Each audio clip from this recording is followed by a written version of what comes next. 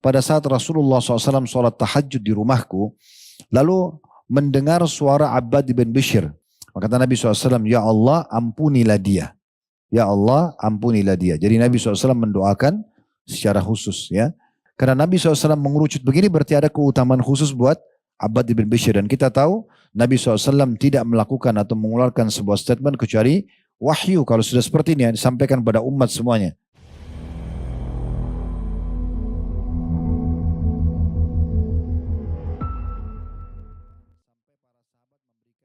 Kita akan masuk ke serial sahabat yang mulia. Seorang yang mungkin tidak terlalu banyak dikenang namanya oleh kaum muslimin, tapi orang yang punya kiprah yang sangat besar dalam Islam, yaitu Abbad ibn Bishr radhiyallahu anhu. Sahabat ini salah satu sahabat yang karena ketauhidannya kepada Allah, yang karena komitmennya berpegang pada sunnah-sunnah Nabi SAW, beliau istiqamah sekali masuk Islam. Beliau istiqamah, beliau dalami Al-Quran dengan sangat serius sampai menghafalnya dan dikenal sebagai ahli Al-Quran. Beliau juga berpegang pada sunnah-sunnah Nabi SAW dan berpegang teguh. Tidak ada lagi namanya perbuatan maksiat dalam hidup beliau. Sampai akhirnya Allah Azza wa Jalla memberikan kepada beliau karamah, kelebihan. Ya, satu waktu beliau pernah keluar dari rumah Nabi SAW bersama dengan sahabatnya yang bernama Usaid bin Khudair radhiyallahu anhu. Usaid bin Khudair pernah kita bahas di tablik akbar kita sebelumnya ya. Ini salah satu sahabat yang pernah membaca Al-Quran, kemudian malaikat datang mendengarkan bacaan Qurannya. Nah ini sahabat dekat dengan Abbad bin Bishr. Dua-duanya dari suku Ansar ya, orang asli Madinah. Jadi satu waktu pernah pulang dari rumah Nabi SAW, disaksikan oleh para sahabat pada saat itu, dari tongkat yang mereka pegang keluar cahaya. Sehingga menerangi jalan mereka. Dan keduanya tahu itu. Keduanya melihat itu. Dan pada saat keduanya berpisah, ingin ke rumah masing-masing, maka kedua tongkat masing-masing mengeluarkan cahaya. Dan ini yang disebutkan dengan karamah. Nanti akan kita jelaskan juga panjang lebar. InsyaAllah binillahi ta'ala pada saat kita membahas ad-durus wal-ibar atau pelajaran yang bisa kita ambil. Baik, seperti biasa kita akan masuk dulu ke nasab beliau. Namanya Abbad bin Bishr bin Waqqash atau bin Waqash ya. Bin Zuqbah. Saya coba mengambil satu metode baru sekarang dalam nasab. Saya tidak perlu terlalu panjang.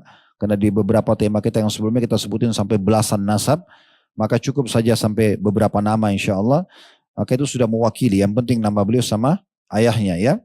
Dan beliau dari suku Khazraj ya, Madinah, dari Ansar. Orang asli Ansar. Dia lahir kurang lebih 20 tahun sebelum masa kenabian. Berarti waktu Nabi SAW dinobatkan jadi Nabi umur 40 tahun. Ya. Dia lahir 20 tahun sebelum itu. Artinya selisih umurnya beliau sama Nabi 20 tahun. Karena kan Nabi diutus jadi Nabi umur 40 tahun. Beliau dilahirkan 20 tahun sebelum masa kenabian. Ya. Jadi masa kenabian di umur 40 tahun berarti waktu Nabi umur 20 tahun Abbad bin Bishr lahir. Kalau dalam Masehi disebutkan oleh sebagian ahli sejarah di tahun 591 Masehi dan beliau wafat di tahun 12 Hijriah. Ya, 12 Hijriah berarti ini masa kerajaannya Umar radhiyallahu anhu, karena Umar berkuasa dari tahun di masa kerajaannya Abu Bakar ya. Karena beliau meninggal di Yamamah, kemudian di perang melawan Musailim al-Kadzab, nanti kita jelaskan insyaallah. Di akhir kerajaannya Abu Bakar. Maaf tadi saya keliru Umar. Umar 13 sampai 23. Atau tepatnya tahun 632 Masehi. Ibu beliau bernama Fatimah binti Bishr bin Adi al-Khazraji. Jadi ayahnya sama ibunya dua-duanya dari suku yang sama, al-Khazraj ya. Ada dua suku Madinah atau di Madinah itu yang dikenal dengan Ansar, Aus dan Khazraj ya.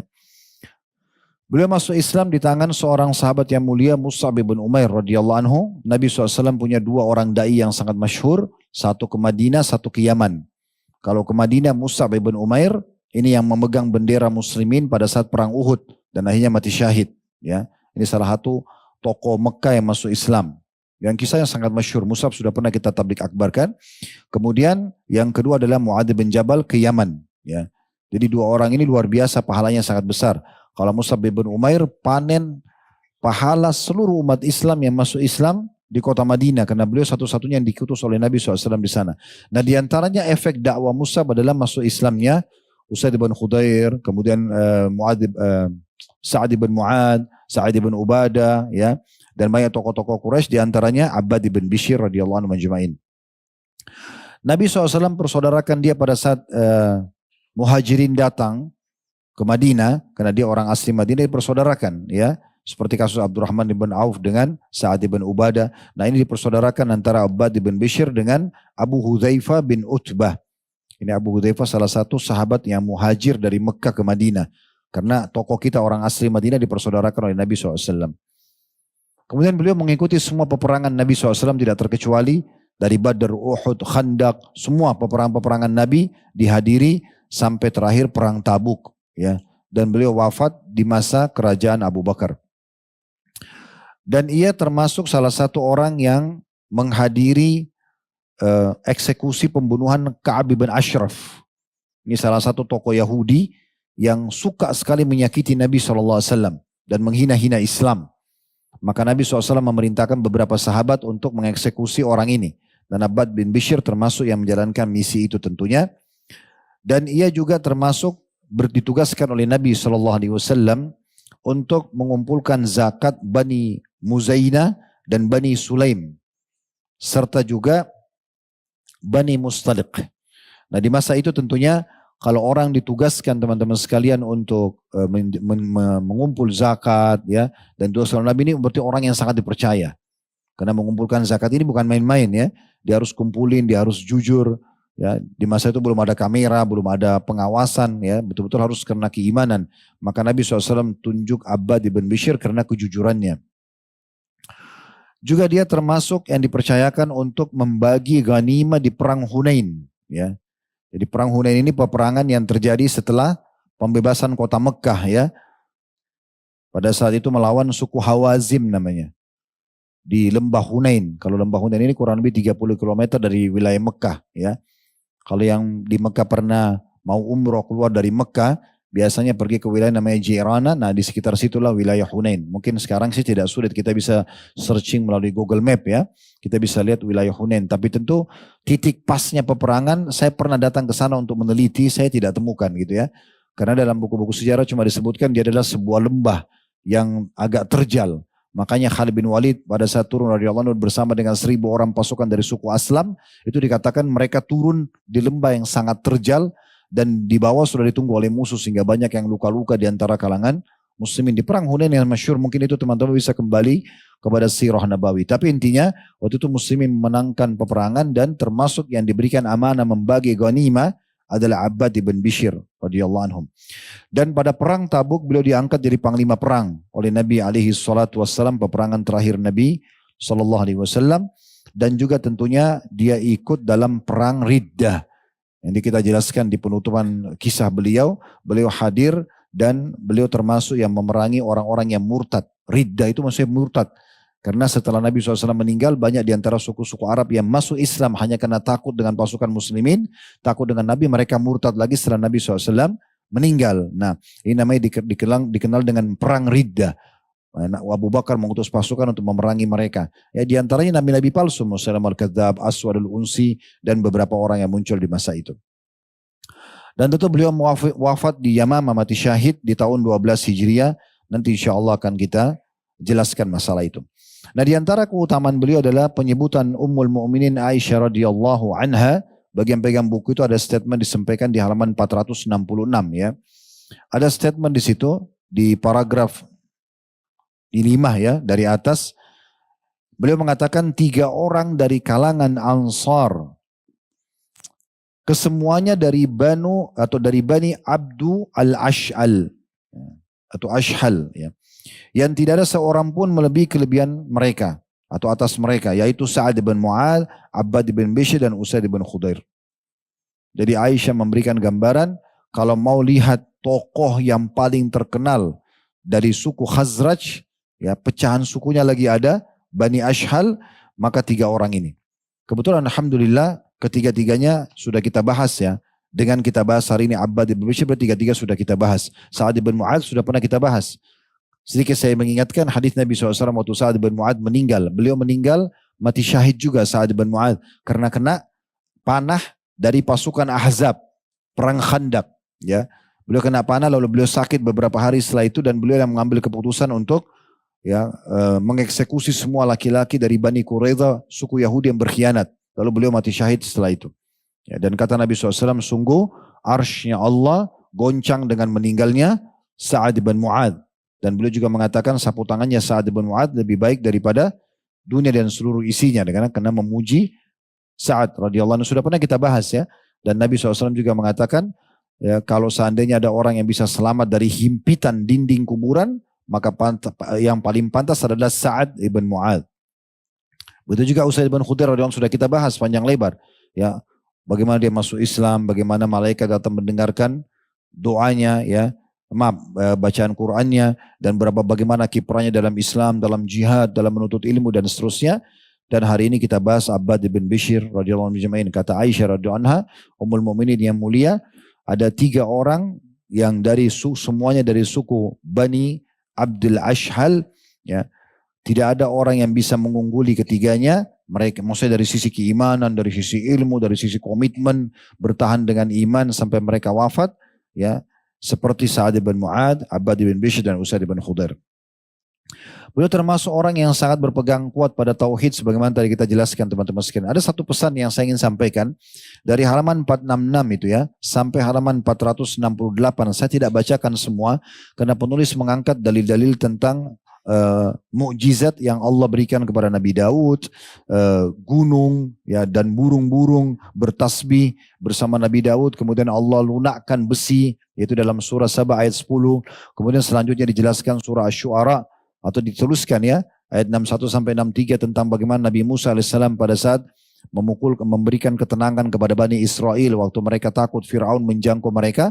Kata Nabi Musa, tidak mungkin, pasti Allah akan memberikan petunjuk. Lalu Allah memberikan petunjuk membelah lautan pada saat itu. Begitu juga disebutkan tentang Maryam alaihissalam. Bagaimana karena ketaatannya kepada Allah SWT akhirnya Allah muliakan dia. Allah datangkan buah-buahan dari surga turun di mihrab tempat sholatnya di Baitul Maqdis. Kemudian Allah tiupkan ruh yang mulia Nabi Isa alaihissalam di kemaluannya, di rahimnya, di rahimnya, kemudian dia hamil dan dia tidak pernah disentuh oleh laki-laki. Ada pesan penting teman-teman sekalian, nanti akan kita sampai ke sahabat kita yang mulia Abbad bin Bishr radhiyallahu anhu. Kira-kira apa sebabnya Allah Subhanahu wa taala memilih nabi-nabi dibandingkan kita? Ada yang tahu jawabannya? Kenapa di Nabi Nuh dan bukan yang sehidup sama Nabi Nuh? Kan banyak manusia. Kenapa bukan yang lain? Kenapa Nabi Nuh? Kenapa di masa Nabi Hud yang dipilih? Bukan kenapa kaumnya? Kan masih banyak manusia yang lain. Kenapa di masa Nabi Musa? Kenapa Nabi Musa? Kenapa bukan yang lain dari Bani Israel? Begitu juga di masa Nabi Muhammad SAW. Kenapa Nabi Muhammad SAW? Kenapa bukan orang lain dari Quraisy? Ini ada satu pertanyaan penting untuk kita jawab teman-teman sekalian. Kenapa mereka yang Allah pilih menjadi Nabi? Mungkin ada yang bilang begini, kan Allah pilih semaunya Allah. Betul. Itu kalau kita bicara sederhananya. Ya sudah Allah pilih sesuai dengan Allah inginkan, kita imani. Baik, betul. Tapi ada jawaban yang memberikan ketenangan agar pikiran kita, dan kita boleh bertanya. Bukankah Nabi Ibrahim alaihissalam pada saat mengatakan kepada Allah, Arini kaifa tuhil mauta. Ya Allah, perlihatkan kepadaku bagaimana engkau menghidupkan yang sudah mati. Lalu Allah mengatakan, awalam tu'min, bukan kau sudah beriman? Apa kata Nabi Ibrahim alaihissalam? Bala walakin liyatma'inna qalbi. Betul, tapi supaya hatiku lebih tenang. Nabi Ibrahim sudah beriman sama Allah, tapi tetap minta agar diperlihatkan satu hal yang membuat lebih tenang lagi hatinya dengan keimanannya. Nah seperti itu.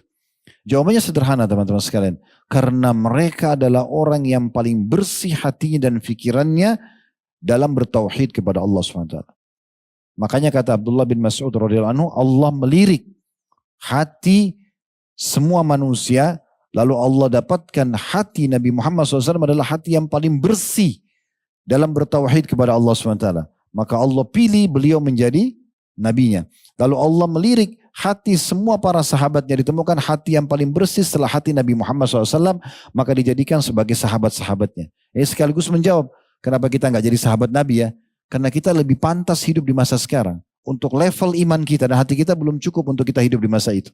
Ya, ini sering saya kasih contoh. Bayangkan teman-teman kalau kita hidup di fase Mekah dulu. Nggak ada lampu. Nggak ada ilmu kayak sekarang, belum ada. Al-Quran masih baru berapa ayat yang turun. Ya, rumah masih baru dari tanah liat. Antum bayangkan kalau antum hidup di masa itu sekarang.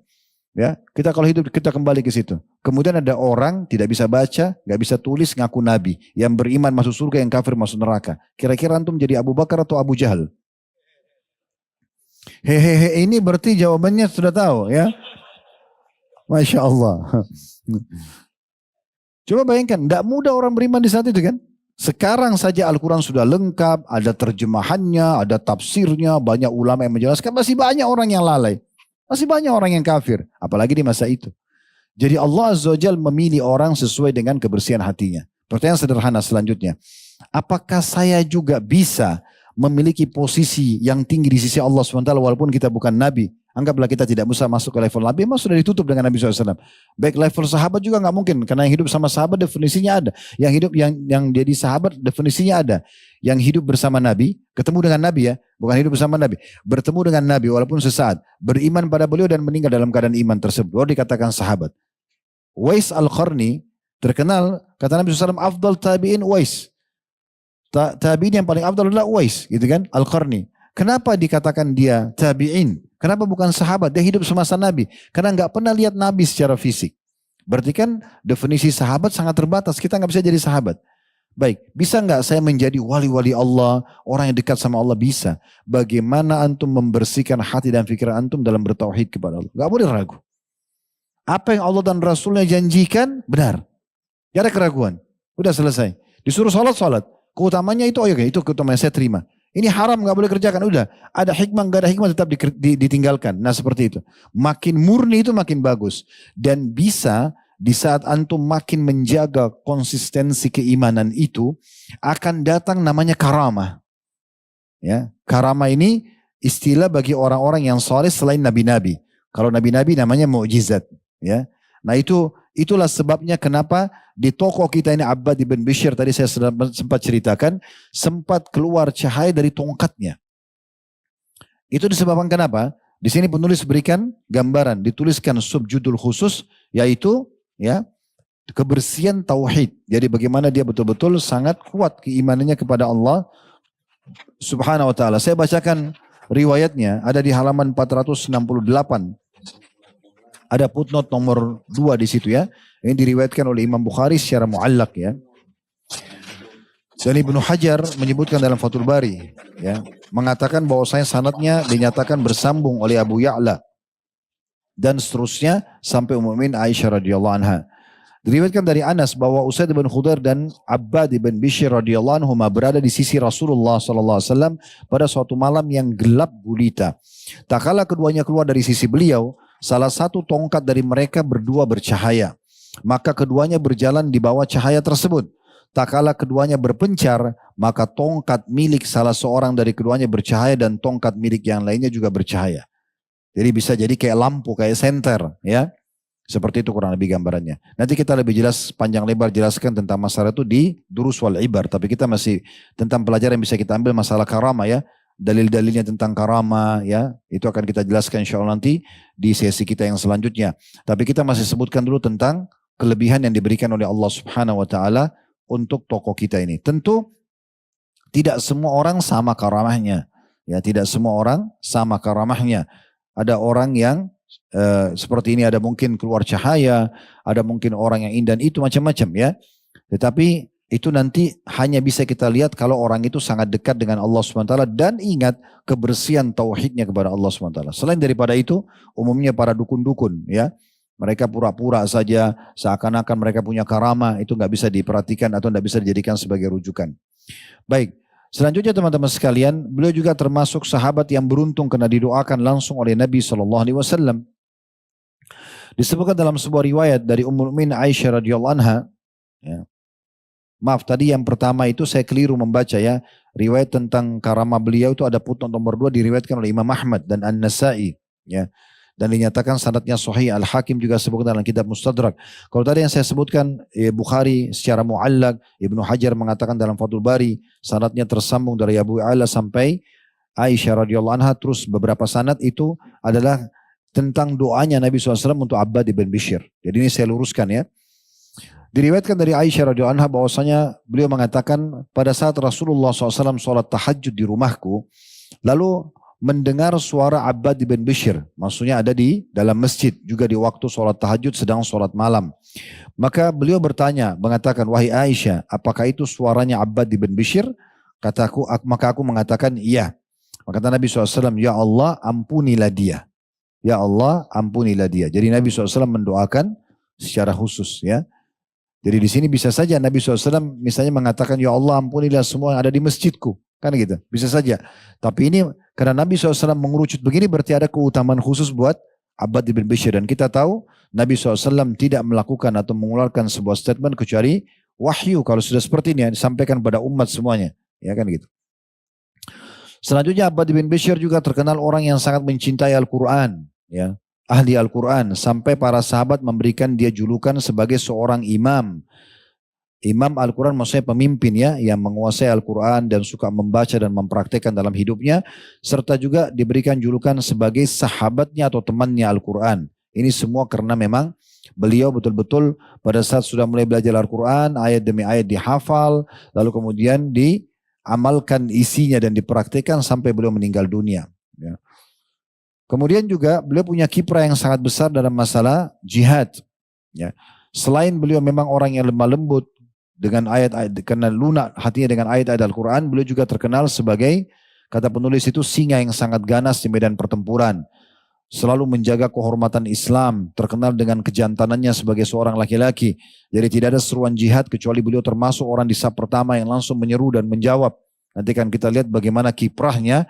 Nanti pada saat beliau mati syahid di perang Yamama, beliaulah yang memotivasi kaum Ansar untuk betul-betul meraih mati syahid itu, dan Allah pun karuniakan beliau mati syahid ya.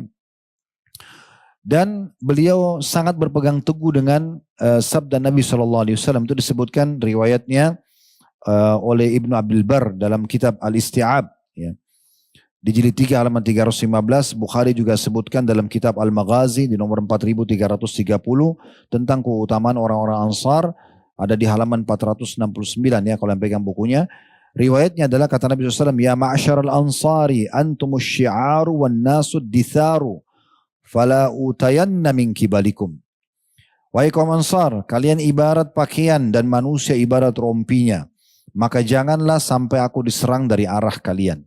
Maksudnya ketahuilah kalian ini pembelah utamaku wahai orang-orang Ansar. Ya. Jangan sampai kalau orang-orang yang lain semua cuma seperti rompi baju. Baju dulu kemudian baru rompi, biasa begitu ya. Orangnya seperti rompi saja. Jadi jangan sampai walaupun rompi sudah sobak-sobek, lalu kalian pun sebagai pakaianku membiarkan aku diserang dari sisi kalian. Maka ini sangat tertanam ya di benaknya orang-orang Ansar, diantaranya Abbad bin Bishr radhiyallahu anhu.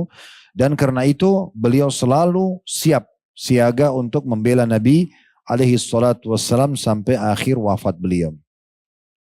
Dan diantara kiprah yang sangat unik yang beliau lakukan di medan jihad ya. Satu waktu beliau pernah pergi berperang bersama Nabi SAW, tepatnya di perang Zatur Riqa namanya ya. Itu disebutkan kisahnya panjang lebar di halaman 470 sampai 471 ya. Intinya sebenarnya di saat peperangan itu pernah ada satu orang atau pernah Nabi SAW istirahat di satu tempat di malam hari, dan beliau menanyakan kepada para sahabat, siapa di antara kalian yang siap berjaga-jaga malam ini? Nah ini berjaga-jaga di tempat yang kemungkinan besar diserang oleh musuh di malam gelap gulita ini butuh keberanian yang luar biasa gitu ya. Karena bisa saja mereka tidak mengatakan iya lalu mereka istirahat bersama pasukan. Ya. Tapi ini Nabi suruh cuma 2 orang saja. 2 orang untuk menjaga ratusan orang pasukan pada saat itu. Maka berdiri 2 orang sahabat, yang satu dari Muhajirin, itu sahabat yang mulia Ammar bin Yasir radhiyallahu anhu. Ammar bin Yasir yang ayahnya Yasir, ibunya Sumayyah, ya. Laki-laki dan perempuan yang pertama syahid dalam Islam. Sumayyah yang ditusuk perutnya oleh Abu Jahal, kemudian Yasir juga ayahnya si Ammar yang dibunuh setelah dibunuh Sumayyah. Dan Nabi SAW mengatakan sabran ala Yasir fa inna mau'idakumul jannah, sabarlah keluarga Yasir karena balasan kalian surga nanti. Kan gitu. Ini Ammar bin Yasir dari Muhajir, langsung mengatakan saya Rasulullah, ya. Kemudian dari Ansar berdiri Abbad bin Bishr. Dari sekian banyak Muhajir dan sekian banyak orang Ansar, 2 orang ini langsung segera meraih kesempatan itu, ya. Maka 2 orang ini saling jaga atau siap untuk berjaga-jaga. Lalu Nabi SAW tunjuk tempat yang mereka berdiri. Di sini kalian berdiri ya. Jangan tinggalkan sampai ada instruksi. Maka dua-duanya ke sana. Kemudian agar dua-duanya bisa berjaga-jaga sampai pagi, maka Abbad ibn Bishr radhiyallahu anhu mengatakan kepada Ammar ibn Yasir, di sini dalam riwayat dikatakan yang Ansar mengatakan pada Muhajir, kira-kira bagian malam mana yang kau ingin kita bergantian? Maksudnya kamu pilih mana? Awal malam tidur, saya yang berjaga, atau nanti saya tidur kamu yang berjaga. Maka kata Ammar, kamu jaga di awalnya, saya akan jaga di pertengahannya. Maka Ammar bin Yasir pun istirahat sambil berjaga-jaga, lalu Ammar bin Yasir tidur dan Abbad bin Bishr berjaga-jaga. Nah setelah sahabatnya tidur, Abbad bin Bishr mulai melihat ke langit. Kita bayangkan di situ malam, hening sekali, langit terang. Maka dalam riwayat ini disebutkan hatinya tersentuh, ingin munajat dengan Tuhannya, ingin berdua dengan Allah Azza wa Jalla, ingin mentilawakan Al-Quran, ya. Yang begitu biasa kalau hatinya orang sudah terisi iman, dia begitu. Ya, dia pengen sekali berlama-lama dengan Tuhannya, maka dia pun mulai sholat malam. Subhanallah, pada saat dia sedang sholat malam, ada satu orang dari suku yang sudah diserang oleh Nabi SAW, itu sempat datang dan mengetahui posisi pasukan muslimin. Karena dia tahu sukunya sudah kalah, dia ingin menyerang, membalas gitu ya. Apalagi salah satu tawanan adalah pasangan hidupnya orang itu. Dia masuk dalam tawanan perang muslimin. Intinya teman-teman sekalian, dia lihat Abbad bin Bishr sedang baca Al-Quran dan sholat, dipanah sama dia, ke arah dadahnya. Maka Abbad bin Bishr radhiyallahu anhu, ya tetap melanjutkan sholatnya dalam kondisi dadanya sobek dengan anak panah ya. Kemudian beliau mencabutnya lalu meletakkan. Lalu beliau lanjutkan bacaannya. Kemudian orang itu melemparkan panah yang kedua, sama juga, dicabut, dibuang. Kemudian yang ketiga juga begitu, ya. Maka pada saat itu Abbad bin Bishr khawatir orang ini melepaskan yang keempat dalam kondisi darahnya dia sudah ngucur dan dia khawatir dia wafat. Akhirnya Ammar bin Yasir juga terbunuh dan muslimin dan Nabi SAW diserang. Maka beliau pun akhirnya menyegerakan sholatnya dan membangunkan Ammar.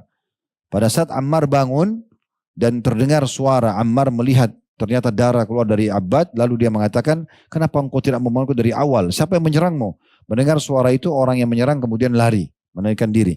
Maka kata Abbad bin Bishr dengan perkataan yang sangat masyhur, beliau mengatakan, seandainya saya bukan karena khawatir Nabi SAW dan muslimin nanti akan diserang, maka saya akan lanjutkan bacaan Quran saya. Cuma saya khawatir mati, akhirnya saya tidak bertugas gitu ya.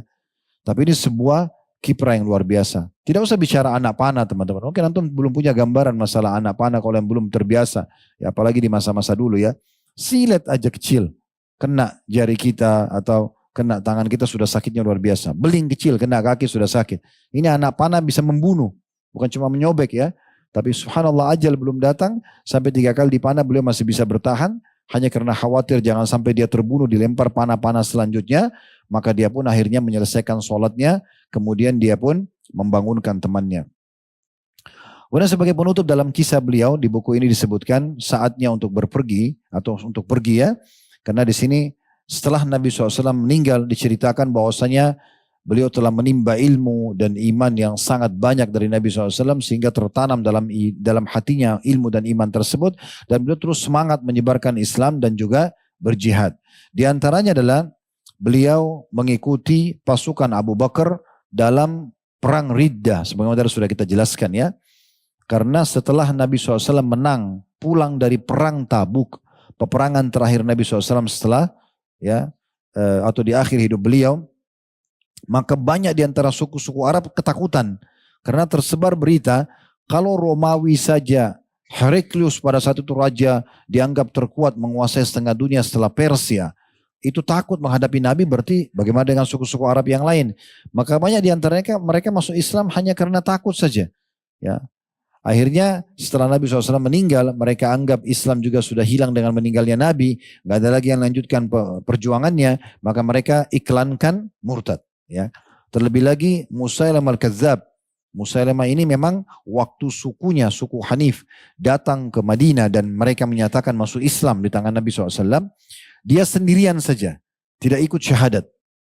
Dia sendirian tidak ikut syahadat. Lalu dia bersandar di dinding masjid Nabi SAW sambil mengatakan waktu ditanya, kenapa kau tidak masuk Islam oleh teman-teman sukunya?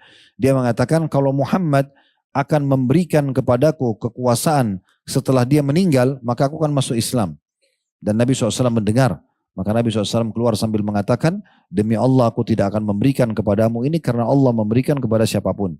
Lalu Nabi SAW memberikan isyarat. Dari orang ini nanti akan ada masalah besar ya, yang akan lahir. Ternyata betul. Dia pulang ke sukunya. Lalu kemudian dia mengaku sebagai Nabi. Dan itu dia iklankan di akhir-akhir hidupnya Nabi SAW. Dan Nabi tidak sempat memeranginya karena beliau sakit keras. Kemudian akhirnya diperangi oleh Abu Bakar. Nah, peperangan yang sangat masyhur itu dikenal dengan peperangan wilayah Yamamah, ya, di mana Abu Bakar mengutus pasukan dipimpin oleh Khalid bin Walid pada saat itu, kemudian ingin memerangi Musailamah al-Kadzdzab. Dan di saat itu memang pasukan Musailamah al-Kadzdzab banyak sekali. Waktu selesai fitnahnya, kita coba majukan dulu cerita kita, nanti baru saya kembali lagi.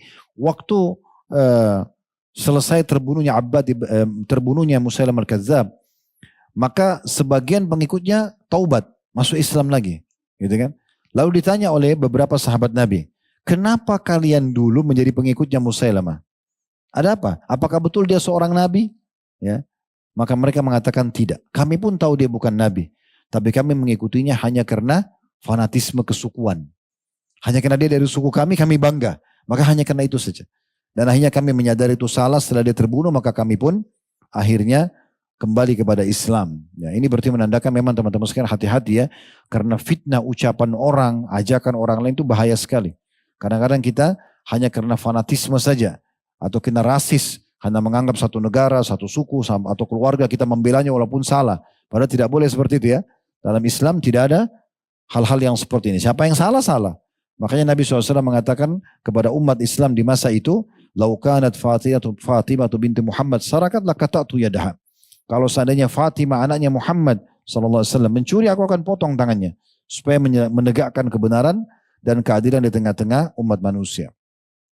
Ringkas cerita teman-teman sekalian, diceritakan dalam riwayat bagaimana kiprahnya pada saat perang Yamamah itu, disebutkan di halaman 472 ya, sampai penutupan. Diriwayatkan dari Abu Sa'id al-Khudri radhiyallahu anhu, ia berkata, aku mendengarkan Abbad bin Bishr radhiyallahu anhu berkata, wahai Abu Sa'id, semalam aku melihat seakan langit telah dibuka untukku, kemudian menutupiku. Itu insya Allah adalah mati syahid. Sampai sini dulu kita bahas ya. Nanti saya lanjutkan riwayatnya. Kalau ada dinukil dari para sahabat seperti ini teman-teman sekalian, ini bisa masuk dalam makna ta'wil mimpi.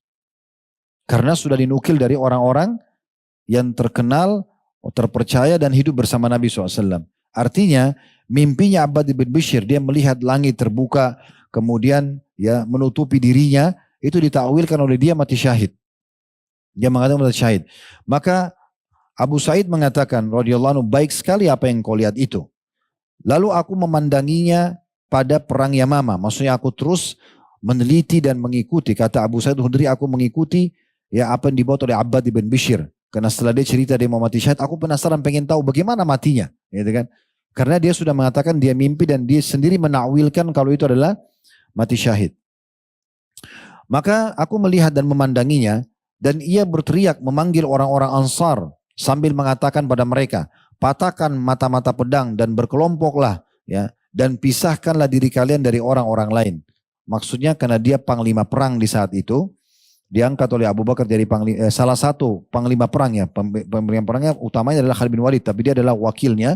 Dan tokoh kita ini dia ingin sekali memberikan satu kiprah yang besar dan memotivasi para orang-orang yang satu suku sama dia agar jangan mundur.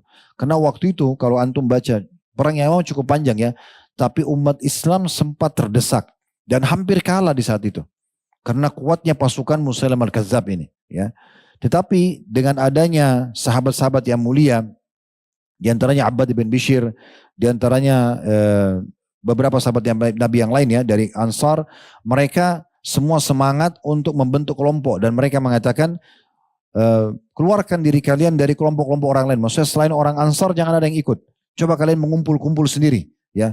Lalu kita buat satu gebrakan untuk menyerang benteng musuh ini supaya bisa muslimin menang. Sampai akhirnya terus saja Abbad bin Bishr teriak-teriak sampai terkumpul kurang lebih 400 orang dari Ansar saja. Dikatakan oleh beliau, bersihkan barisan kita dari orang lain.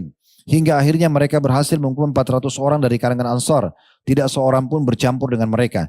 Di barisan terdepan terdapat Abbad bin Bishr, lalu Abu Dujana, terkenal Syammah ya, yang pernah dikasih pedang oleh Nabi SAW di perang Uhud. Lalu Nabi bilang, waktu siapa yang mau memberikan hak Allah dan Rasul di perang itu, maka Abu Dujana mengatakan dia. Lalu dia mengambil dan dia betul-betul menggunakan untuk berperang di jalan Allah. Ini juga seorang dari Ansar. Kemudian Al-Bara' ibn Malik, ini pernah kita bahas ya, yang kalau bersumpah atas sama Allah diijabah, gitu kan? Dan beliaulah yang minta dilempar ke dalam bentengnya orang-orang pasukannya Musailamah Kadzdzab, lalu kemudian dia berhasil membuka pintu benteng tersebut. Nah, 3 orang ini yang punya kiprah sangat besar, mereka memimpin 400 orang tadi dari Ansar itu, berarti kalau dikurangi dengan 3 orang, sisa 397 orang, hingga mereka sampai di pintu kebun yang tempat bersembunyinya Musailamah Kadzdzab. Dan mereka terus saja berperang dengan garangnya.